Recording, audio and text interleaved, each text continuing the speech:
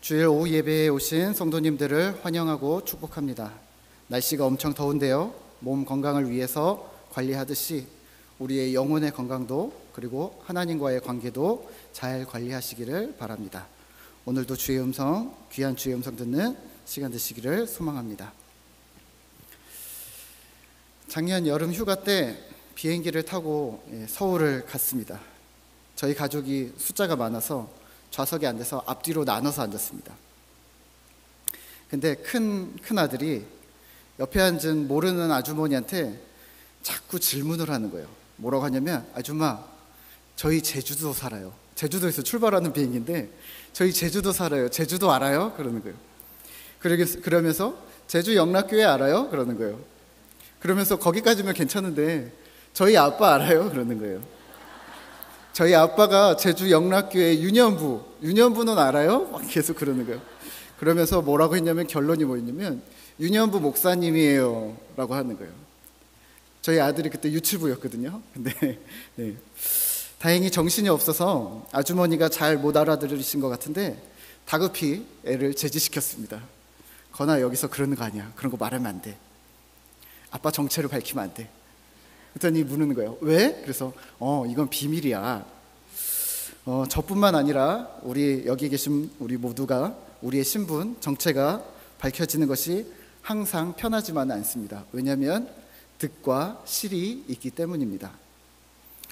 저희 교회에 봉고차가 몇 대 있습니다. 봉고차 옆에는 제주 영락교회라고 큼직하게 글씨가 쓰여져 있습니다. 가끔 교회 봉고차를 움직일 때면 이거 참 불편하다라는 생각을 많이는 아니고 조금 합니다.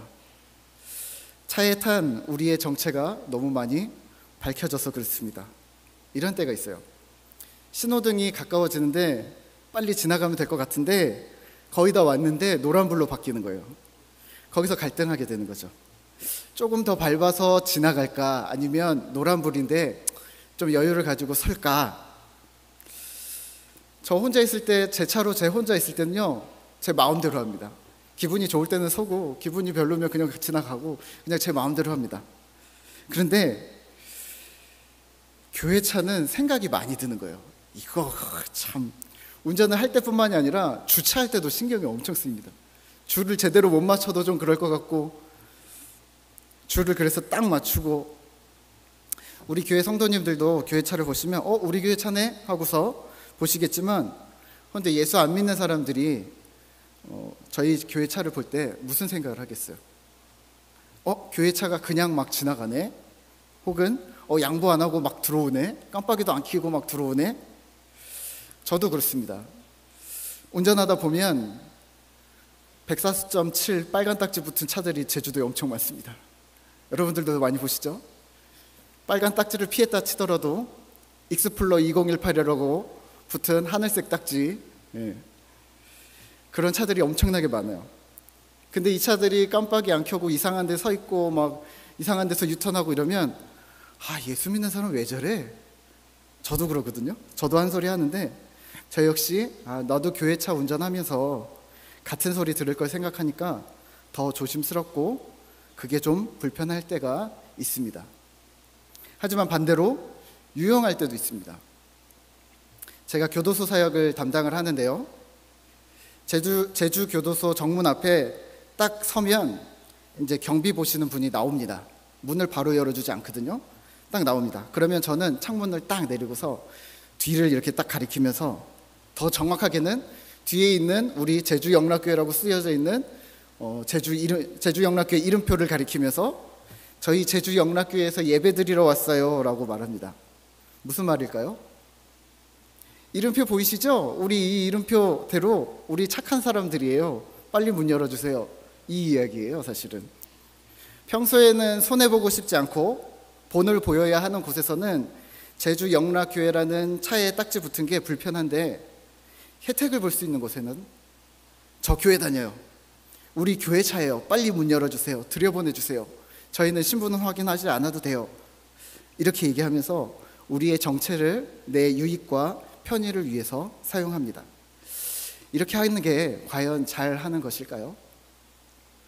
오늘 본문에 등장하는 모세는 자신의 신분을 자기의 유익과 편의를 위해서 사용하지 않았던 사람입니다. 우선은 시대적인 상황이 자신의 정체를 공개할 수 없었던 인생을 살았고, 또 하나는 자신의 정체에 대해 책임을 져야 하는 순간에 앞뒤 계산하지 않고 모든 걸 내놓았던 사람이 바로 모세입니다. 출애굽기 2장과 3장을 오늘 우리가 함께 묵상할 텐데요. 출애굽기 2장에서는 모세가 태어납니다. 아이를 죽이라는 명령을 거역하고 부모들이 아이를 살립니다. 그리고 기적적인 도우심으로 이스라엘 사람인 모세가 애굽의 이집트의 왕자가 됩니다. 여기까지만 보면 해피엔딩입니다. 하나님을 믿는 백성이 다른 나라의 왕자가 되었다. 엄청난 일 아닙니까? 바로 이전에 창세기 50장에 등장했었던 요셉처럼 애굽이라는 큰 나라에서 요셉은 총리가 되었습니다. 모세는 왕자가 되었습니다. 이스라엘이 애굽을 점령하는 듯해 보입니다. 엄청난 권력을 누리게 됩니다. 그러면 우리가 이렇게 해석할 수도 있습니다. 예수 믿으면 잘 된다 라고 보여지기가 쉽습니다. 하지만 성경을 그렇게 해석해서는 안 됩니다. 왜냐하면 이렇게 단정지어 버리면 오늘 모세의 인생, 그의 행동을 우리가 설명해낼 수 없기 때문입니다. 모세는 스스로 들어온 복, 어쩌면 태어날 때부터 남들이 누릴 수 없는 복을 스스로 차버렸기 때문입니다. 단순히 실수로 차버린 걸까요? 젊은 혈기로? 히브리서 11장에서는 그렇게 기록하지 않습니다. 11장 24절인데요. 믿음으로 모세는 장성하여 바로의 공주의 아들이라 칭함 받기를 거절하고 도리어 하나님의 백성과 함께 고난 받기를 잠시 죄악의 낙을 누리는 것보다 더 좋아하고, 실수가 아니었던 겁니다. 히브리서 기자는 의도적이었다라고 말하고 스스로 그 좋은 자리를 버렸다라고 말하고 있습니다. 자세히 한번 보실까요? 모세가 애굽 왕자로 40년을 삽니다. 애굽의 학문, 문화, 관습 등을 배우면서 자랐을 것입니다. 물론 왕자니까 최고의 학문을 공부했을 것이고 최고로 좋은 것들만 누렸을 것입니다. 근데 그가 철이 없었다? 아니요. 어느 날 어떤 사건이 생깁니다. 2장 11절입니다. 모세가 장성한 후에 한 번은 자기 형제들에게 나가서 그들이 고되게 노동하는 것을 보더니 어떤 애굽 사람이 한 히브리 사람 곧 자기 형제를 치는 것을 본지라. 질문 하나 할까요? 자기 형제, 여기서 나오는 자기 형제, 모세가 생각하는 자기 형제는 누구였을까요? 애굽 사람입니까? 히브리 사람입니까? 네. 히브리요. 애굽에서 40년을 자랐는데 왜 그랬는지 모르지만 이상한 일을 합니다. 자기 형제를 히브리 사람이라고 생각했고 히브리 사람을 괴롭히는 애굽인을 쳐서 죽입니다. 그리고 다음날 히브리 사람들끼리 또 싸우는 걸 봅니다. 놀라서 이렇게 얘기합니다. 내가 어찌하여 동포를 치느냐? 그러자 그 사람이 대답합니다. 2장 14절입니다. 그가 이르되 누가 너를 우리를 다스리는 자와 재판관으로 삼았느냐? 내가 애굽 사람을 죽인 것처럼 나도 죽이려느냐? 아마도 이랬을 겁니다. 애굽 사람을 죽인 건 자기 형제라고 생각했던 히브리 사람들에게 애굽의 왕자 모세가 할 수 있었던 최선의 좋은 행동이었을 겁니다. 자신의 자리를 걸고 하는 행동이었을 겁니다. 근데 되려 자신이 호의를 베풀었던 그 행동이 자기 형제들, 동포들에게 책잡힐 구실이 되어버립니다. 히브리 사람들은 모세를 배척합니다. 모세는 이 일이 탄로나자 도망갑니다. 그리고 미디안 광야에서 40년을 또 보냅니다. 우선은 모세의 마음이 어땠을까요? 도망자의 삶을 삽니다. 하루아침에 말입니다. 40년 동안 내가 뭘 잘못했지? 뭘 잘못했지는 떠나서 이스라엘 사람들은 왜 나를 받아주지 않는 거지? 나는 열심히 했는데 거꾸로 돌아온 배신감, 한순간에 모든 것을 잃은 상실감, 후회, 같은 동포 히브리인으로 인정받지 못한 배척, 거부감에 대한 좌절의 마음이 들었을 겁니다. 나는 한다고 했는데 왜? 여기서 문제가 뭘까요? 오늘 모세의 인생이 이렇게 복잡하게 되어버린 가장 큰 이유는 애굽에서 태어나고 애굽 왕자로 성장하고 애굽의 학문과 교육을 받은 그가 애굽인이 아닌 애굽 사람이 아닌 히브리인의 정체성을 가지고 있었다는 것이 문제였습니다. 히브리인의 정체성으로 자라났다는 것이 여기서 포인트입니다. 어떻게 이게 가능했는가? 만약에 모세의 인생에 아무 문제가 없으려 했다면 모세가 그냥 애굽 사람으로 살아갔으면 됐습니다. 전혀 문제가 되지 않습니다. 자신에게 주어진 권력과 상황에 순응하며 자신의 정체를 적절하게 이용하면서 살아갔으면 편했을 것입니다. 이러면 어땠을까요? 나중에 어떻게 됐을지 모르지만 애굽의 통치자가 되었다고 봅시다. 그때 애굽 사람들에 대해서는 내가 너희와 같은 애굽 사람이다, 내가 애굽에서 40년 혹은 80년을 지낸 완벽한 애굽 사람이다라고 이야기를 하면서 내가 너희와 같은 사람이다. 혹은 또 이스라엘 사람들을 대하면서는요, 히브리 사람들에게 나의 혈통은 너희와 같은 사람들이다, 너희의 어려움과 아픔을 나는 알고 있다. 이렇게만 했다면, 모세가 이렇게만 잘했다면 모세의 인생에 이러한 복잡한 상황이 생기지 않았을 겁니다. 하지만 모세는 그렇게 유익과 편의를 따라 내 신분과 정체를 사용하지 않습니다. 오늘 그거를 정체성이라고 부르려고 합니다. 출애굽기 2장을 보시면 2장을 이렇게 적용하시면 더 편할 듯 합니다. 세상에서 태어나고 세상의 학문과 교육을 받아 성장하고 지금도 세상 속에서 살아가지만 세상 사람이 아닌 하나님 백성의 정체성을 가지고 있었다. 누가? 바로 우리가. 이것이 오늘날 우리의 인생이 세상 속에서 갈등을 겪는 이유입니다. 하나님 나라 백성 정체성을 가진 신자가 하나님 백성으로 살아가야 하기 때문에 무언가 불편한 겁니다. 대충 살 수가 없습니다. 세상 사람들이 말하는 것처럼 물질 중심으로 출세지향으로 자기 만족을 위해서 자기 편의대로 살아가지를 못합니다. 그렇게 살자니 뭔가 잘못하고 있는 것 같습니다. 왜 그럴까요? 우리가 가진 정체성은, 신자라는 정체성은 우리가 어떻게 살아야 할지 말해주고 있기 때문입니다.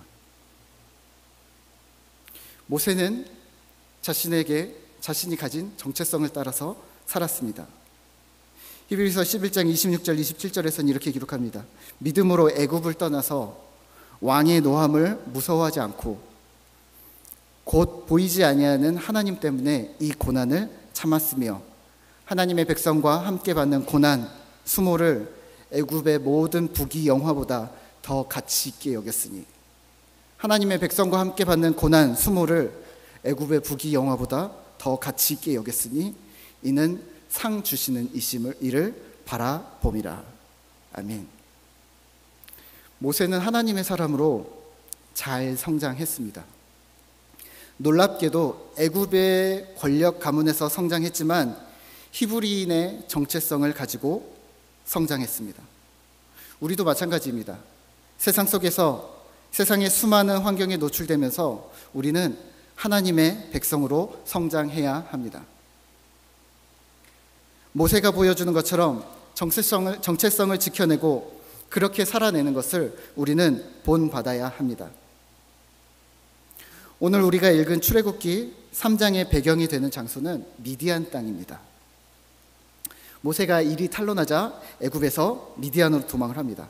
거기서 40년을 양을 치면서 삽니다. 미디안이 어디일까요? 애굽에서 멀까요? 가까울까요? 애굽 땅은 적어도 아니겠죠. 이스라엘 백성이 광야 생활을 했던 곳이 바로 미디안 땅의 시작입니다. 혹은 그 더 너머를 미디안 땅이라고 부릅니다. 다시 말하면 이렇습니다. 애굽이 여기입니다. 그리고 우리가 알고 있는 40년 광야 생활을 했던 곳이 여기입니다. 미디안은 여기입니다. 가나안 땅은 어디냐면 여기에 위입니다. 그래서 오늘 호렙이라 등장하는 신의 산, 호렙이라 등장하는 이곳은 어디냐면 여기 광야 생활을 했던 이 경계선, 여기 미디안이 시작되는 이 지점입니다. 꽤 멀리 왔습니다. 애굽에서 꽤 멀리 왔습니다. 왜냐하면 애굽 중심에서 벗어났기 때문입니다. 오늘 여기서 중요한 점은 모세가 거리와 상관없이 이 정체성을 잃지 않았다는 겁니다. 이 먼 곳 미디안에서도 역시나 정체성을 잃지 않았다는 것을 기억하셔야 합니다. 모세가 미디안 광야로 도망합니다. 모세는 이방 민족인 미디안에서 결혼도 하고 정착합니다. 더욱이 모세의 장인인 이드로는 미디안 족속이 섬겼던 우상의 제사장입니다. 요즘 말로 바꾸면 다른 종교의 딸과 결혼했다고 봐야 할까요? 하나님을 모르는 나라에서 하나님을 모르는 여인과 결혼했고 거기서 또 40년을 지났습니다. 그런데 어떻게 우리는 모세가 하나님의 백성의 정체성을 잃어버리지 않았다는 것을 알 수 있을까요? 어느 날 모세가 양을 치다가 떨기나무에 불이 붙은 것을 봅니다. 양을 친 지 40년이 됐을 겁니다. 하지만 나무가 타지 않습니다. 모세가 자세히 보려고 가까이 가니까 그때 하나님이 부르십니다. 4절 하반절입니다. 하나님이 떨기나무 가운데서 그를 불러 이르시되 모세야 모세야 하시매 그가 이르되 내가 여기 있나이다. 하나님이 어느 날 부르셨는데 타이밍이 이상합니다. 애굽에서 나온 지 40년 만입니다. 애굽에서 살던 40년 동안 하나님의 음성을 들었으면 얼마나 좋았을까요? 어떻게 해라. 혹은 거기서 쫓겨나서 광야 생활을 시작하는 시점에서 그 중간 지점에라도 하나님이 딱 나타나셔서 모세야 너 잘하고 있다, 힘내라, 고생하고 있다 라고 말씀해 주시면 얼마나 좋았을까요? 그런데 지금 모세의 인생에서 80년 만에 하나님은 등장합니다. 그런데 더 신기한 것은 모세는 하나님의 목소리를 단번에 알아챕니다. 어떻게 이게 가능했을까요? 네, 모세가 나는 하나님의 백성이야 라는 이 정체성을 잃지 않았기 때문입니다. 하나님의 음성을 기다리고 있었고 하나님을 계속해서 사모하고 있었음을 그분의 음성이 들리든 안 들리든 하나님의 존전에서 하나님의 눈앞에서 살아가고 있었던 겁니다. 그게 정체성입니다. 기실 하나님의 백성은 하나님의 음성으로 살아가지 않습니다. 무슨 말입니까? 하나님의 말씀에 기초한 정체성으로 살아갑니다. 조금 구분점이 있는데요. 잘 생각하셔야 합니다. 이런 겁니다. 이렇게 기도하는 거예요. 하나님, 제가 오늘 새벽 기도를 갈까요 말까요? 오늘 주일 예배를 갈까요 말까요? 하나님이 음성 들려주시면 가라.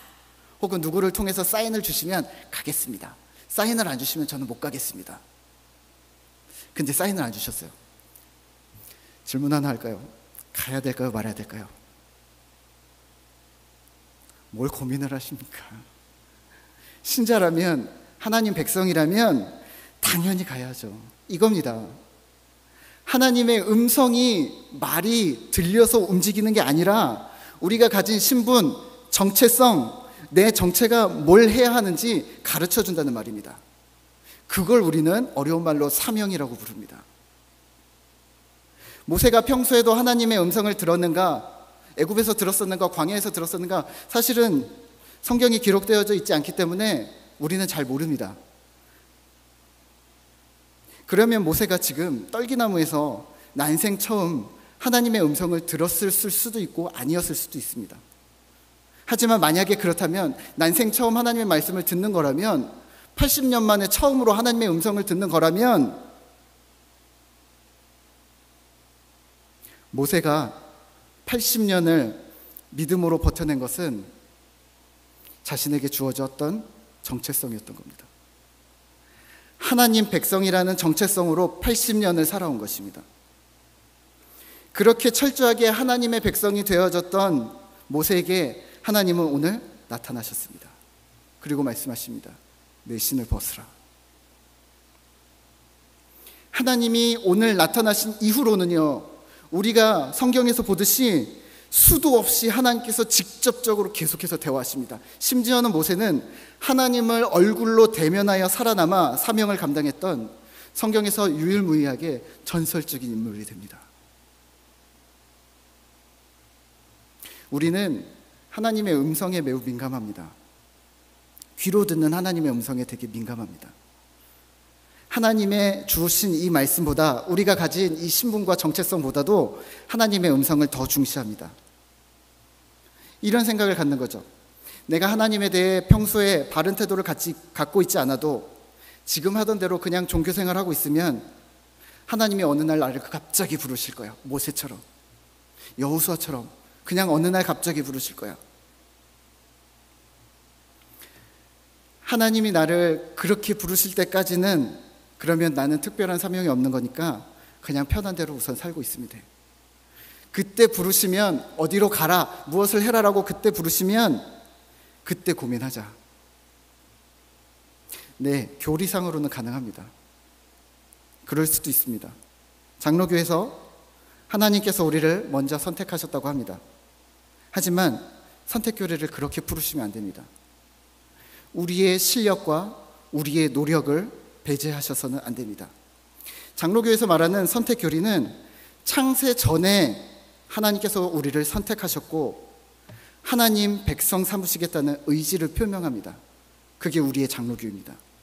선택은 창세 전이었습니다. 오늘 모세를 보십시오. 하나님의 음성이 들렸든 안 들렸든 하나님 백성이라는 신분은 우리가 이 땅을 어떻게 살아가야 할지를 지침을 제공했고 그에 따라 주어진 삶을 하나님 음성 없이도 고군분투하며 살아냈습니다. 오늘 출애굽기 3장은 그렇게 고군분투하며 믿음으로 살아냈던 모세를 부르시는 장면입니다.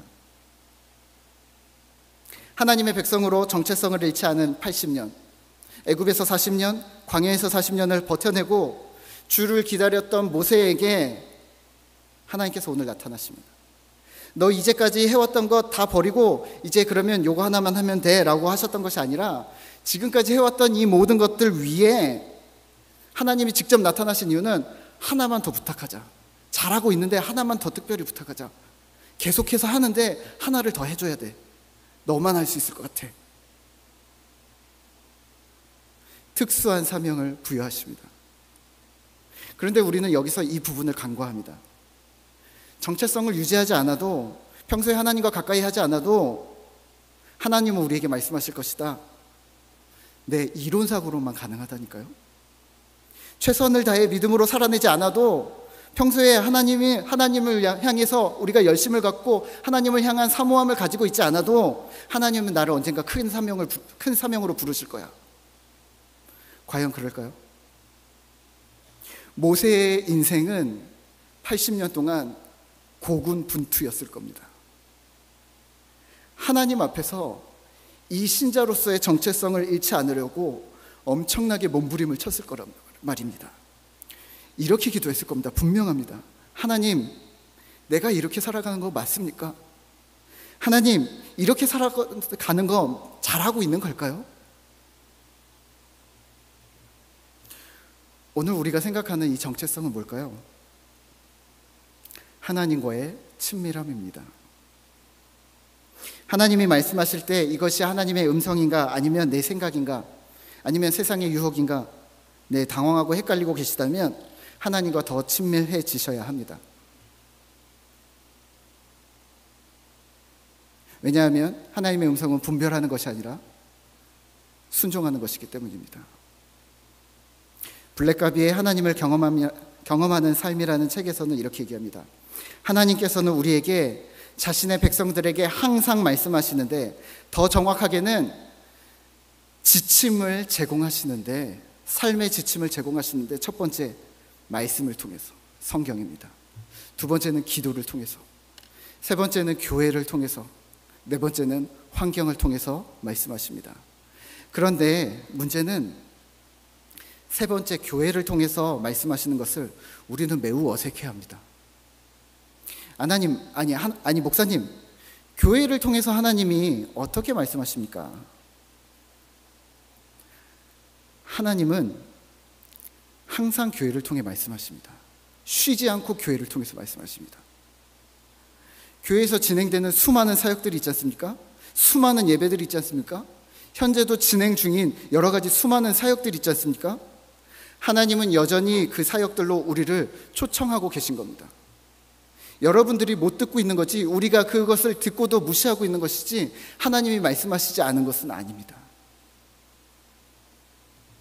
특별히 7월과 8월에는 저희 교회가 많은 여름 사역을 진행하고 있습니다.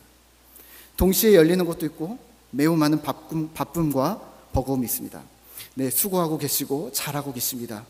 이제 중반이 지났습니다. 저희 유년부도 오늘 여름 성경학교를 마쳤는데요. 어떤 분들은 이래요. 교회를 통해 말씀하시는 하나님의 음성을 배제하고 살아갑니다. 목사님, 하나님이 저한테 직접 얘기 안 하셨거든요. 내가 직접 하나님으로부터 받은 목소리만 하나님 메시지라고 생각하는 겁니다. 예배 드리는데, 기도하는데 문제가 생기면 신통한 사람들을 찾아다니는데, 교회를 통해 말씀하시는 하나님의 부르심은 들으려고 하지 않는 겁니다. 저는 그래서 항상 주일에 교사들과 함께 기도할 때 이런 기도를 합니다. 하나님, 오늘도 우리에게 섬길 수 있는 기회를 주셔서 감사합니다. 하나님의 손과 발이 되어서 실제로 뛸 수 있게 해주셔서 감사합니다. 하나님, 저와 우리 교사들이 유년부, 농아부 사역을 감당하는 것이 기쁨임을 잊지 않게 도와주시옵소서. 하나님께서 우리에게 이 사역을 허락해 주시지 않으면 우리가 하고 싶어도 하지 못하는 것이 바로 이 사역입니다. 여러분들이 제주 영락교회에 계시지 않으면, 다른 교회에 계시면 이 교회를 통해서 들을 수 있는 특수한 메시지는 들을 수 없는 겁니다. 제주 영락교회를 통해서 들을 수 있는 특수한 메시지가 지금도 여전히 하나님께서는 우리에게 말씀하고 계시다는 사실을 기억하셔야 합니다. 목사님, 저는 실력이 부족합니다. 저는 믿음도 부족합니다. 할 줄 아는 것이 없습니다. 오늘 본문에서 하나님은 우리가 실력이 있어서, 믿음이 튼튼해서, 할 줄 아는 것이 많아서 능력에 따라서 부르시는 분이 아님을 보여줍니다. 성실함을 보시고 부르시는 겁니다. 3장 5절입니다. 하나님이 이르시되 이리로 가까이 나오지 말라. 내가 선 곳은 거룩한 땅이니 내 발에서 신을 벗으라. 두 가지를 기억하셔야 합니다. 첫째는 거룩한 땅, 둘째는 신을 벗으라. 하나님이 모세에게 느닷없이 나타나셔서 말씀하십니다. 네가 선 곳이 바로 거룩한 곳이다. 모세가 40년을 양을 쳤던 그 미디안 광야입니다. 처음 온 곳일까요? 아니요. 맨날 왔다 갔다 했던 길목이었을 수도 있습니다. 그런데 하나님은 거기가 바로 거룩한 곳이다라고 얘기합니다. 하나님, 그러세요? 제가 몰랐습니다. 이런 게 아닙니다. 그 땅 자체가 거룩한 것이 아니라 지금 방금 그 땅에 하나님이 임재해 주셨기 때문에 거룩해진 겁니다. 너무도 익숙한 공간이고 친숙한 공간들, 상황들이지만 하나님이 임재하실 때 거룩한 곳이 됨을 믿으시길 바랍니다. 우리 교회가 66년이 되었는데요. 적어도 각 부서마다 제가 보지는 않았지만 수련회를 66번은 하시지 않았을까요? 주일학교, 여름성경학교도 따로 했든지 합쳐서 했든지 60번은 넘게 하시지 않았을까요? 그 익숙한 자리들이 어떻게 거룩하게 되어졌을까요? 이번에도 왜 그렇게 거룩하게 되고 이렇게 거룩하게 진행되고 있을까요? 맞습니다. 하나님이 항상 그 자리에 우리에게 임재해 주셨기 때문입니다. 그래서 우리가 그곳에서 하나님을 만났고, 그래서 우리가 지금 여기에 있는 겁니다. 우리의 자녀들이 여기에 있게 될 것입니다. 이에 우리는 어떻게 반응해야 할까요? 3장 5절입니다. 내 신을 벗으라. 고대 근동의 히브리인들은 신을 벗는 것을 수치스럽고 비참한 일로 여겼습니다.